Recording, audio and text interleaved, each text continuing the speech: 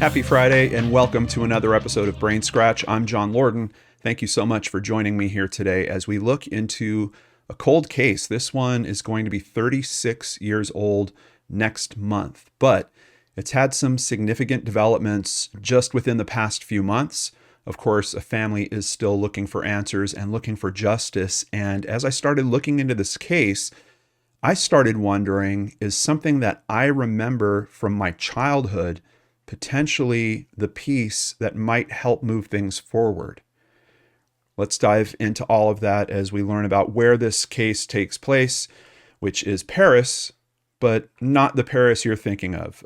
This is in California, Southern California area. You can see we've got this pin kind of down between Los Angeles and San Diego for Paris, a place that I knew a little bit through my childhood. I had some family that lived kind of down in this southern area, and we would drive through Paris occasionally. Most of what I knew about it was a lot of cows out there and skydiving. As a matter of fact, for some reason, I would kind of frequently hear about tragedies that happened with skydivers, and they would usually be in Paris. There's just a huge skydiving community out there. But let's continue at Wikipedia learning a little bit more about Paris, California. It's an old railway city in Riverside County, California, located 71 miles east-southeast of Los Angeles and 81 miles north of San Diego. It's known for Lake Paris, an artificial lake, skydiving, Southern California Railway Museum, and its sunny, dry climate. Paris is within the Inland Empire metropolitan area of Southern California. Now, here they're showing a population of nearly 80,000 as of the 2020 census, but keep in mind, we're talking about Paris back in the late 80s, and the population was significantly different. We can see in 1980, the population was 6,827. Now, of course, what we're looking at happened in 1988, which gets us closer to this number in 1990 of 21,460, but just significant growth that happened out there between 80 to 90. And then, of course, as the years went on, it just kept growing and growing. Another big surge between 2000 and 2010.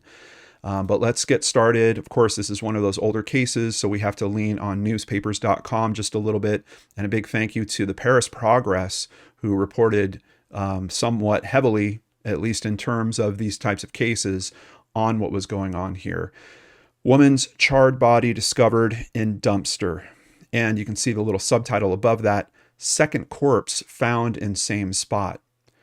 So, of course, right off the bat, it's got me wondering, is this a situation where we have the same killer that's using that same place to dump bodies?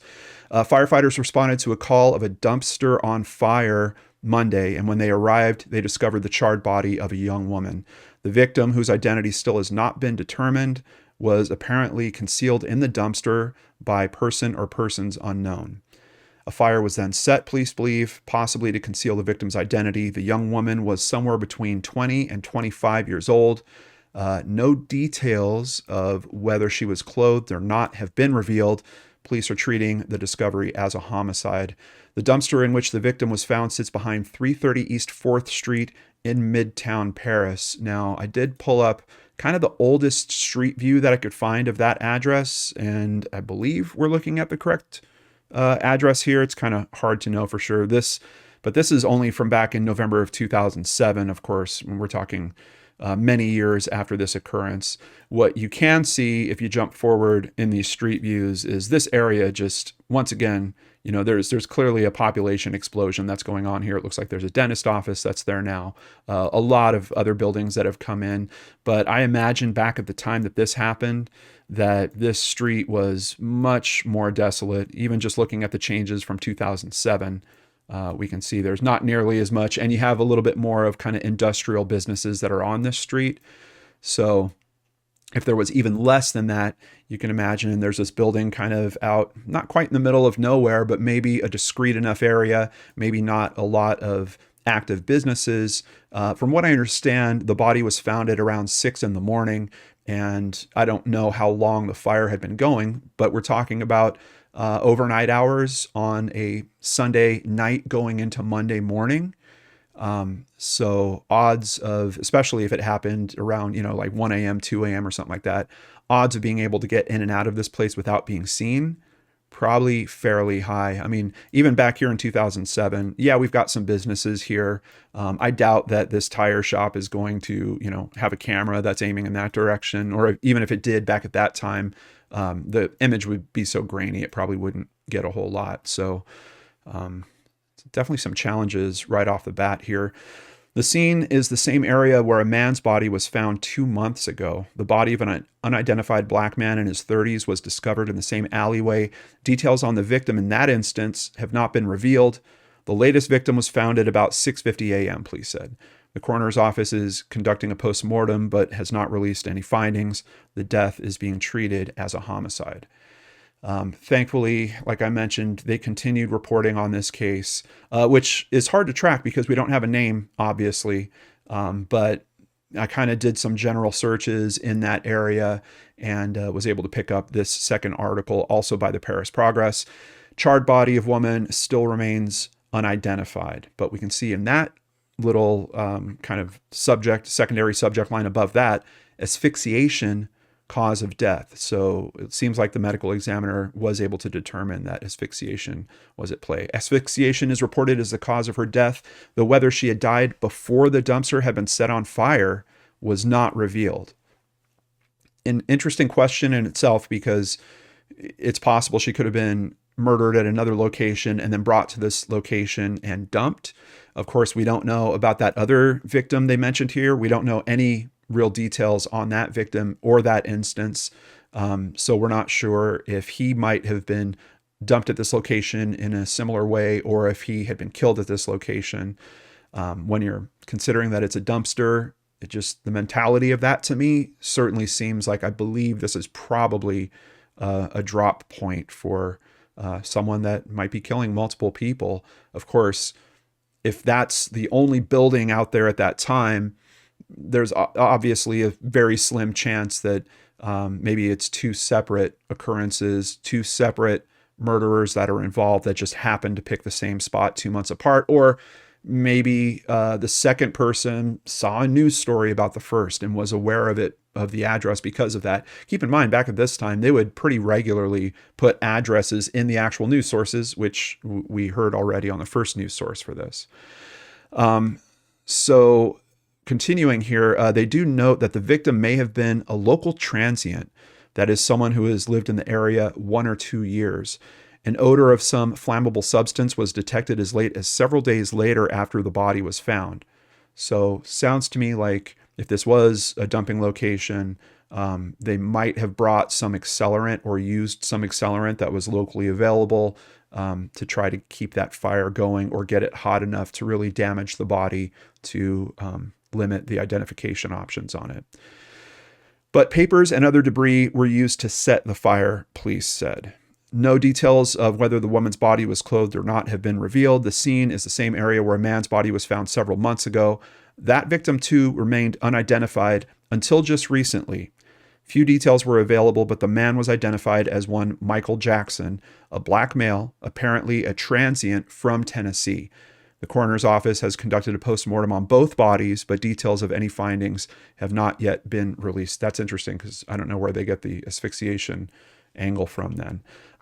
So obviously I tried to look more into the other case, but having someone named Michael Jackson is an extremely difficult search. I still did the same thing of trying to narrow it to this area, this time frame, and basically this is the only occurrence that I could find relating to this Michael Jackson, and there's just no additional details about that case. So tragic, and I don't know if that means that that case is unsolved as well, or if there was an answer in that. That's kind of what I was hoping to find, because if that case is unsolved as well, then it really leaves that question open of, is it the same person that took both of these bodies to that location? Let's continue. We're taking a look at the Riverside County Sheriff Coroner website, but this is one that has been resurrected from webarchive.com from years ago. And we can see we get some additional details. First of all, I didn't even put it together when I was reading the news articles, but she was found on Monday, which would have been December 26th, meaning that it's likely that there's obviously a strong chance that she was murdered around Christmas, on Christmas Day, or the night of Christmas. Estimated age, it's believed that this woman is between 30 to 40 years of age. Now, that's something that's interesting because obviously this information we're looking at now is quite a bit later. You can see they've got a composite drawing. But the early news coverage was fairly clear about her age being like in the 20 to 25 range. And then it seems like as additional analysis was done, they kind of pushed that a little farther out to 30 to 40. She had brown auburn hair and possibly blue or green eyes. Her hair was shoulder length, 8 to 10 inches long. She's 5 foot 9 inches tall, and she weighed 105 pounds when they found her, but they're saying that's not her actual weight. Obviously, we have to consider that her body was burned, unfortunately. So she had a series of tattoos on her body. On the right shoulder, there's a horse's head that turns into a flower. On the left shoulder is a depiction of a Harley-Davidson eagle with the name of John underneath. On the right side of her pubic area, she had a rose with leaves and the name Stony underneath. And she also had pierced ears. She'd been wearing blue denim pants and white cotton underpants. Now, I'm seeing these details kind of change a little bit from site to site as well. We'll take a look at another one here in a moment so I can show you those. No top was found and no identification or personal items were located. This woman was placed in a dumpster and set afire. She was found the following day with partial charring to her body. And here is a good look at the composite drawing that they put together. And they also obviously took notes on her dental records. Late 80s, yes, we were starting to hear about DNA, but pretty much just one-to-one direct comparisons, and dental records were really the way to go. We can also see from this that it looks like, and I don't know if, I know some people don't get their wisdom teeth, but it looks like, I believe these are on her uppers, yeah, that her wisdom teeth were either removed or they never came in. Her lowers, they're saying that the bottom one here on, I believe that's lower right, was impacted, but other sites would note that she had some dental work done. So it seemed like someone that was, at least for a period of time, being taken care of or able to take care of herself. And of course, that throws a big question towards this description of transient. Here at Doe Network, once again, this is an older version of the page from Doe Network. They're noting that the estimated time of death was hours prior. And this is really the only notation I could find on that, but that puts us in that range of basically it's the evening of Christmas. And we know so little about the victim at this point. It's just making me wonder, like, could this be intimate partner violence? Could this be some type of situation like that? You would think that it's Christmas Day. What's the likelihood that she's going to be with people she cares about, family possibly? Could there be something of that nature involved here? And when you're talking about a case where you don't identify the person for 30 years, we always ask that question of, well, didn't someone report them missing? And if they did, then it's just a matter of getting that report lined up with the details of this unidentified body. So I don't know, this Christmas Day thing just kind of has my brain going a very specific direction when we're looking at these limited details. Here, they also note some things about her medically. She had gallstones, atherosclerosis of arteries to the heart, enlarged lymph nodes near the liver, and that may indicate long-term drug use. She had some dental work. They're also noting that as well. Here they're saying no DNA was available. Of course, back in 1988, I don't think it was standard practice for them to just, hey, we've got an unidentified body, let's go ahead and pull DNA on it. Just keep in mind that back at that time, it was also way more expensive to do that type of testing. Now here for clothing, they're saying blue denim material, possibly a skirt. So before we were hearing that it was denim jeans. And here, even the color of her underpants has changed. Green or black underpants with elastic waistband, but they're saying most clothing burned off and unrecognizable. So some varying details here and some big challenges, obviously.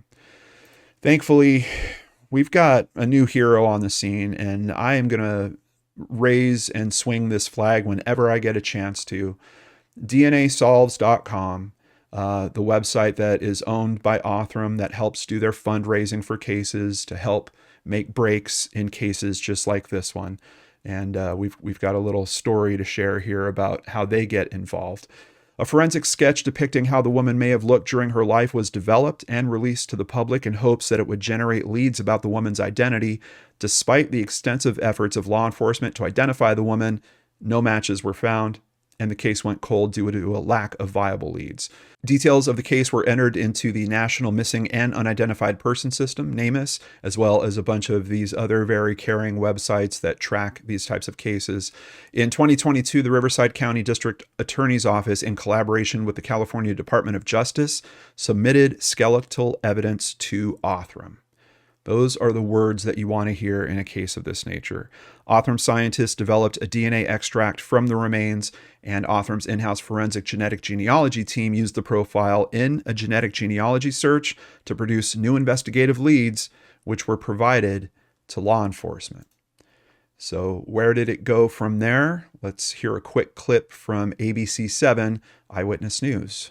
Enter Joe Parsons, who decided to upload his DNA profile to the website 23andMe to find out more about his family. Within 15 minutes, your son replied back to me and said, "I think my mom is your aunt."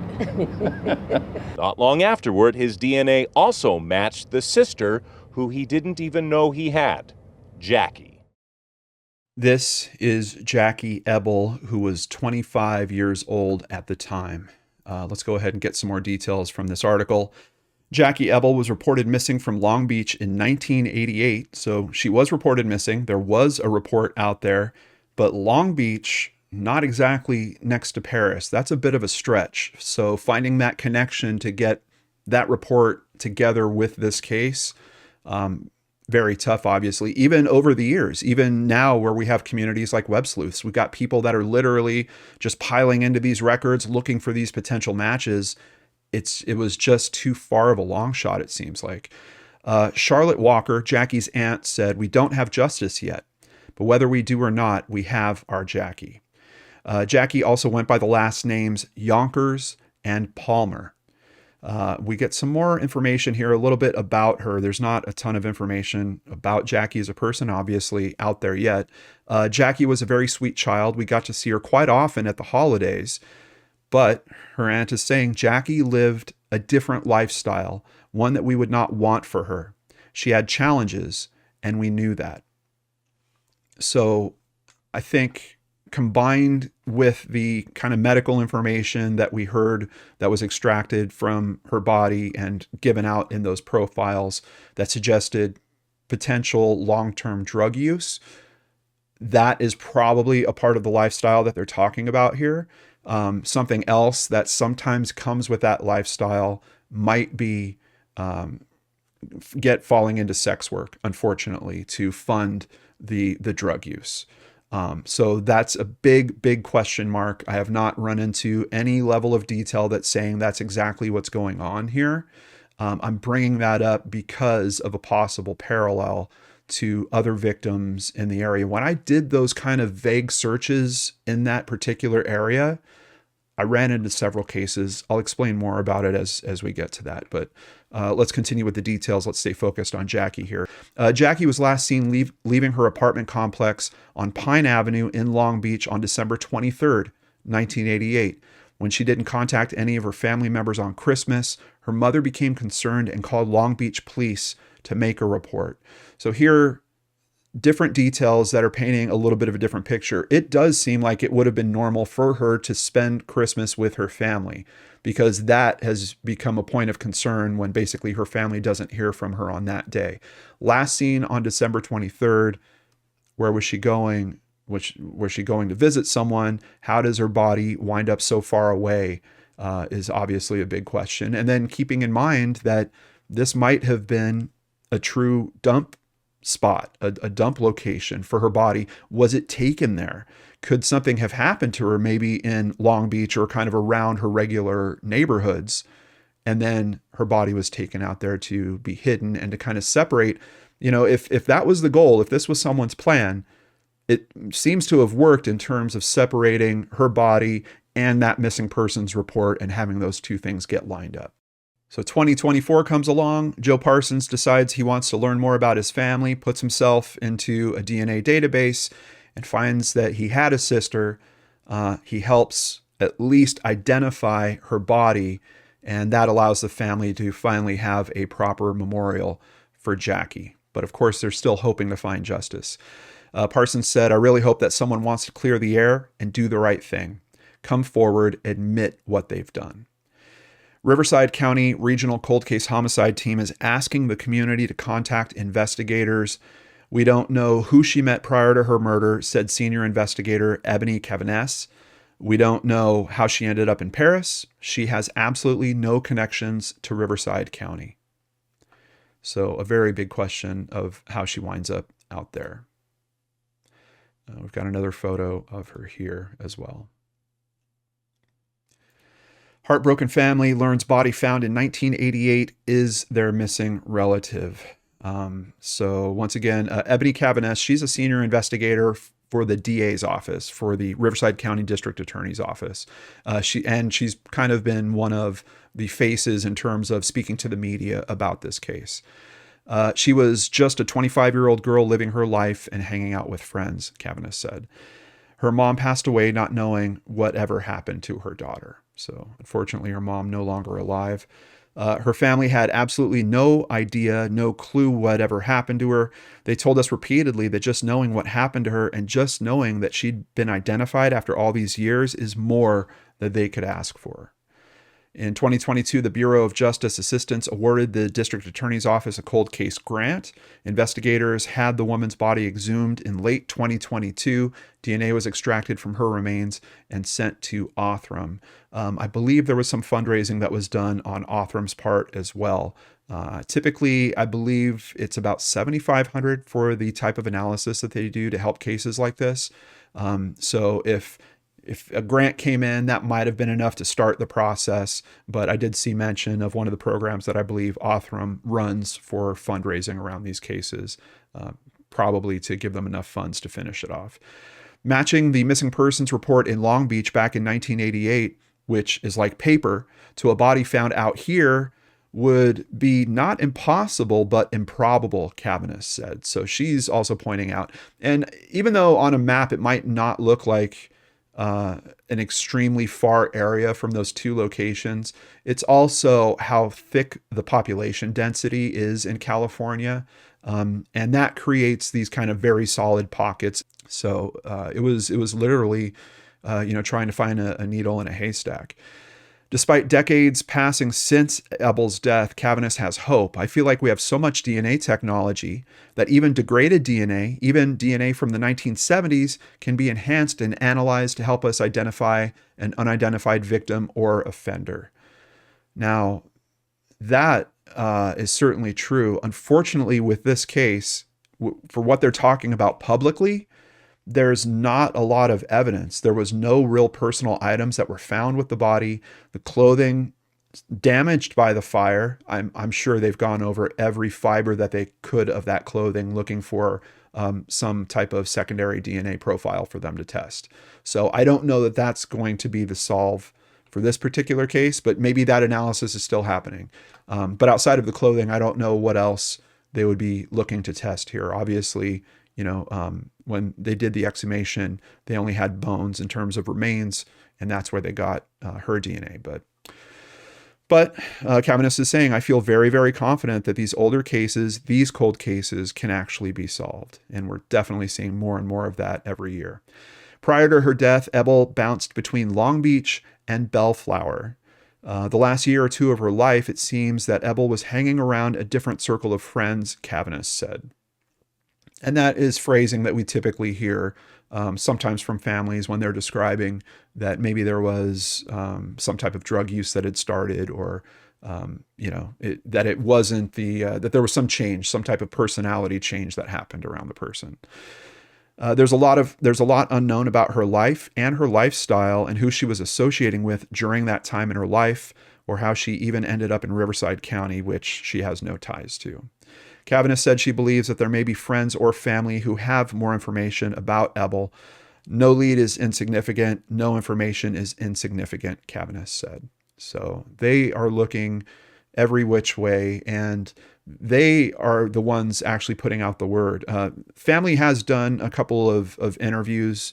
Obviously, we watched a little bit of the news segment with them, but really it's this investigator with the DA's office that is shaking the bells. There's a good run of local press in that area that is echoing kind of the same details I've already shared with you. But that's happening because of the DA's office looking to help progress this case. They're looking to answer a simple question. Cold case ID made in Rivco. Now, who killed Jackie Ebel? And that brought me into a strange spot when I was doing the research for this case today. Like I mentioned earlier, trying to find articles, especially old news articles, when you don't have a person's name to actually connect it to, really, really tough. So how do you do that? You generalize it to the area and the time frame, and then use a couple of specific search terms, like body found. And at this point, I was literally, there was a couple of publications that I knew would be reporting on this, so I had them selected. And then I started running into some stories, and it started tickling in the back of my brain. And after I hit about the second or third one of these, like a light bulb went off in my head. Woman on beach strangled. The victim, identified by police as Diane May Talavera, was at first believed to have been suffocated with her head pressed into the sand. The sand of what? The sand of the beaches of Lake Elsinore. Woman's body found. Christina Leal, 23, a resident of Paris. Judy Lynn Angel of Lake Elsinore. And then it came to me when my parents separated when I was in my teens. And I had family, like I mentioned, that was kind of living down in that area. My grandparents were actually down in that area. I had uncles and aunts and numerous cousins that were kind of scattered all throughout that area down there. And when my parents separated, I would frequently, go every other weekend to spend time with my mom, and we would wind up driving for hours to go down to that area.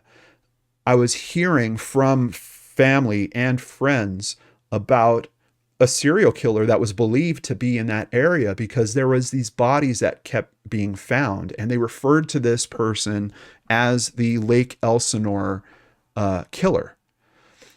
And quite honestly, I haven't really thought about that since then. I don't know what happened with that case. And it just made me kind of search in that direction. And here we go. Confession in serial killing. This article is from the Californian in January of 1992, and it's talking about a man named William Lester Suff. And William has his own Wikipedia page with an extremely dark story. But I want to go through this and just do an analysis to see if there are parallels here that make sense to consider that William might be the person responsible for this. Based on what I'm seeing here, it looks like he's still alive. There is no date of death listed here at Wikipedia, which there usually would be. William Lester Suff, also known as the Riverside Prostitute Killer and the Lake Elsinore Killer, is an American serial killer. And this is part of the reason why I brought up earlier. I think it's fairly clear that Jackie was involved with heavy drug use. The medical information seems to be pointing to that. We have some comments from the family that are alluding to that possibility. Like I said, I don't know. I have no confirmation about there being any sex work that's being involved with Jackie's story in particular. For these stories, there certainly is. So if that is another parallel that just, the family doesn't want to discuss publicly, law enforcement is not putting out there, that could be kind of another delta in terms of this. But so there's a backstory here I don't want to go into too in depth, but essentially this guy was convicted for he beat one of his children to death. And in one of those unbelievable cases, I don't understand how this happens. He was sentenced to 70 years in a Texas prison. He only served 10 and he was released on parole. I've been saying it for years. I don't understand it. Children that have their lives taken, for some reason, those lives are not treated the same as if it would have been an adult. For some reason, the sentences are always way lighter, and I don't understand it. But unfortunately, that wouldn't be the only life he took. He would continue. So he was convicted of 12 counts of murder and 1 count of attempted murder. Basically, one of these ladies that was a sex worker survived and was able to testify against him. In this instance, Rhonda Jetmore, she's the one that survived. She was 27 years old. She had entered into a transaction with him. It got violent when he began choking her. So, and admittedly, strangulation is a very common method. So it wouldn't, I don't want to try to draw lines here where I'm like, look, it has to be this guy. That's not what I'm trying to do. I'm trying to open up the question of that possibility. But strangulation, particularly in these types of attacks, a fairly common aspect. Kimberly Little, manually strangled, but she also had cigarette burns. Both of these, I believe, happened in Lake Elsinore. Christina Leal, strangled and stabbed. This happened a little outside of Lake Elsinore. Now, what I'm trying to note here also is, while it seems like he has a particular MO, there are variations that are happening in this as well. Another interesting point with Kimberly, she was covered with a blue bath towel, which was found to have red, white, and blue fibers that matched a sleeping bag that was found in his van. So in terms of that thought about Jackie potentially being transported, this is a person that had a van and obviously had attacked people in his van. Darla Jane Ferguson, strangled in Riverside, just a half mile from the body of Kimberly Little. Carol Lynn Miller, smothered, also had trauma to her neck, also stabbed 5 times prior to death. Cheryl Coker, partially inside a dumpster, strangled. So we've got a really close match here. And that's in November of 1990. The one thing that I'm struggling with a little bit is none of these mention that the bodies have been burned outside of the one that mentioned cigarette burns on her arms and other areas of her body. And those were injuries prior to her death. Sounds like he was torturing her. So that, I just want to point that out. That's a big difference, but we're having some pretty strong similarities. First we had, strangled. Now we get to Cheryl, and she's found partially inside a dumpster. Susan Melissa Sternfeld, strangled, intentionally posed near a dumpster. So we have dumpster again. And this would seem to be another change in his MO, where he would begin posing the bodies that he was leaving. That would kind of become a thing. And that's something I remember as a child or teenager when I was hearing about this story, that the bodies would be posed. Kathleen Leslie Milne, found near a pile of trash north of Lake Elsinore, which Paris is north of Lake Elsinore as well, ruled asphyxiation. Cheryl Ann Latham, determined to be strangulation. Kelly Marie Hammond, posed, again, strangulation with acute opiate intoxication as a possible contributing factor. So drug use now showing up, another potential connection with Jackie's story. Catherine McDonald, the only black victim attributed to Suff, multiple stab wounds to the neck as well as compression. So there was still a strangulation component here. The other thing potentially complicating his connection to Jackie's case is the Michael Jackson aspect. If Michael Jackson is a victim of the same suspect that Jackie is, that doesn't seem to fit the MO for Suff. Basically, Suff targets women. He targets women pretty much exclusively. I don't see reference to anything outside of that. Delia Zamora, larynx crushed. Eleanor Casares, stabbed in the chest and strangled. A number of additional murders were attributed to Suff, though he was never charged. So we've got more here, including Martha Bess Young, combination of strangulation and overdose of amphetamines. So drug connection again. And then 2 of the ones that we had mentioned in the articles, Diane May Talavera, strangled, found on the beach in Lake Elsinore. Julie Lynn Angel, difference on this one, bludgeoned. And then Cherie Michelle Payseur was found in a flower bed behind a bowling alley. She was thought to have been suffocated. So another potential match on that. What happened with this guy? He was arrested after a routine traffic stop when a police officer found a bloody knife and objects believed to be related to the killings. He was working as a warehouse clerk for Riverside County when he was arrested. This is about to blow your mind. During his time on the job, Suff delivered office furniture to the officers on the task force who were investigating his killing spree. He was literally in their office delivering furniture for these guys that were trying to find him. Insane. At the trial on August 17th, 1995, after deliberating for only 10 minutes, the jury returned verdicts of guilty on 12 murder counts and 1 count of attempted murder. Supp resides on death row at San Quentin State Prison. And get this, guys, it's not over yet. August 2024, basically the same month when this information about Jackie started becoming public, the Los Angeles County Sheriff's Department announced that Suff was linked to the murder of 19-year-old Kathy Ann Small, a resident of Lake Elsinore whose body was found in South Pasadena in 1986. Police are also searching for a second suspect that they believe might have been involved in the case. That one is important because 1986 opens up his time frame. If you remove that from this list here, you can see that everything else, basically, it starts in January of 89 with the survivor, which is so weird to me. How do we have that be one of the earliest occurrences? She survives, I'm sure is able to describe the person to police, but this guy goes on for years. He goes on for years doing this. So for the ones that are confirmed, though, none of them predate January of 1989. And of course, we know what happened to Jackie would be Christmas. It would be only a few weeks before this.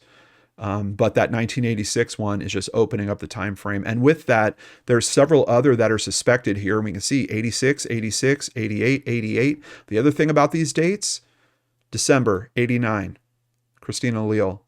December 1990, Susan Sternfeld. December 1991. He seems like a clock when it comes to December. Some of the other months fluctuate a little bit, but January also seems fairly consistent. Yep, there's January again. The other thing is with these that are suspected, that suggests to me that he's not admitting to everything because he's on death row. He's already sitting there. We know he's alive. So why couldn't investigators go to him and just say, hey, look, we know you're not going anywhere, but we want to close these out for the family.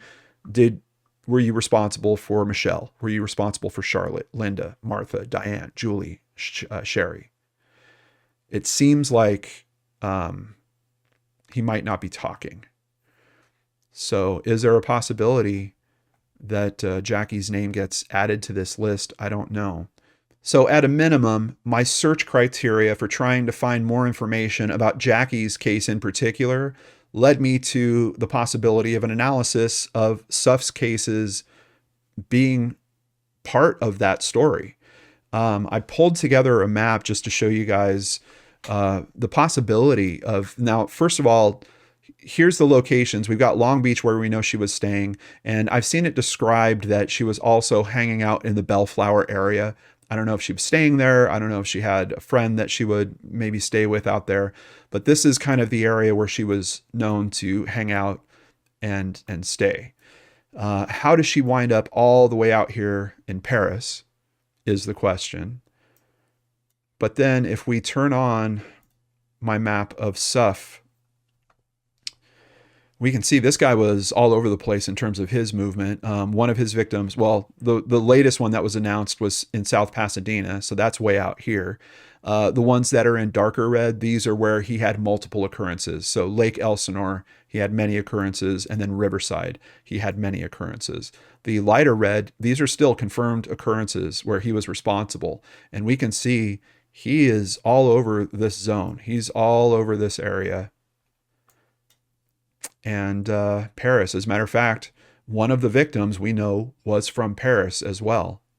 And this is where Jackie was found. So proximity in terms of these, proximity in terms of physical location, in terms of time frame, strangulation, possible drug connections are a match. They're at least a factor. Things that are not a factor, the burning of the body. That's the biggest thing that's throwing me in terms of feeling very, very confident. And then, of course, the question about Michael Jackson. What happened to him? What happened to that case? Is that case really to be considered as part of Jackie's story? And with that, it opens up the question of, is there someone else that's still out there that is responsible for killing at least 2 people, possibly more as well? But just to kind of pull the focus back, this is about trying to help this family. This is about trying to help the DA, and that's what they're working so hard to get us to do. So let's recap the info. The Riverside County DA's Bureau of Investigation is asking for the public's help. The female victim is 25-year-old Jacqueline Danette Ebel. She was reported missing from the Long Beach area around December 23rd, 1988. Prior to her passing, Jackie, as she was known to her family and friends, lived in the Long Beach and Bellflower areas. She also went by the last names Yonkers and Palmer. She's described as a Caucasian female with reddish brown or auburn hair, blue eyes, 5 feet 5 inches tall to 5 feet 6 inches tall, and approximately 120 to 140 pounds. Jackie had a tattoo of a horse and flower on her right shoulder blade, tattoos of John and a Harley-Davidson eagle on her left shoulder blade, and a rose and Stony on her lower abdomen. The Riverside County Regional Cold Case Homicide Team is asking the community to contact investigators with any information about the homicide or the victim that could assist them with this investigation. Any leads, no matter how insignificant they may seem, can be reported to the Cold Case Hotline at 951-955-5567, or you can also email them at coldcaseunit@rivcoda.org. And they're also including a great reminder here. If you believe that you could be related to a victim, please consider uploading your information to GEDmatch for comparison. You can do that at www.gedmatch.com.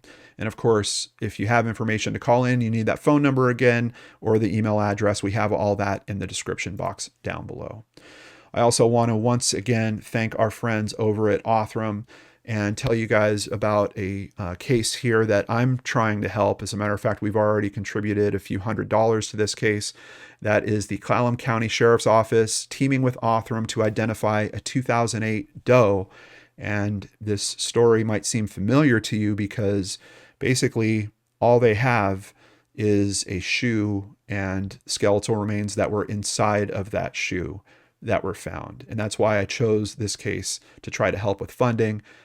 It's one of the floating feet cases that we covered back in 2017, I think, on BRAINSCRATCH, the Salish floating feet cases. So if you would like to add to what we've contributed, I'll have a link to this in the description box down below as well. And again, a big thank you to Othram. Of course, a huge thank you to you. Thank you for stopping by and spending this time with us. If you can't contribute in that way, please just hit the thumbs up, even hit the thumbs down, leave a comment. All of that engagement tells YouTube to show this video to more people. And we're trying to get this video in the eyes of someone that can help Jackie's family and find more answers in that case. A very big thank you to everyone that supports us at PayPal, Patreon, by buying merch. Thank you guys so much. If you'd like to do the same, please visit lordandarts.com. There you can sign up for Patreon, sign up for PayPal, buy merchandise, or even just buy us a coffee. We really appreciate the support as we continue trying to help these families. We're a few months off of 10 years of doing this, and I can't do it without your guys' help. Of course, that also means limited ads for everyone here on the main channel. So a big thank you to our supporters. Take care, have a wonderful weekend, and please join us again here next week for more on the Lord and Arts channel.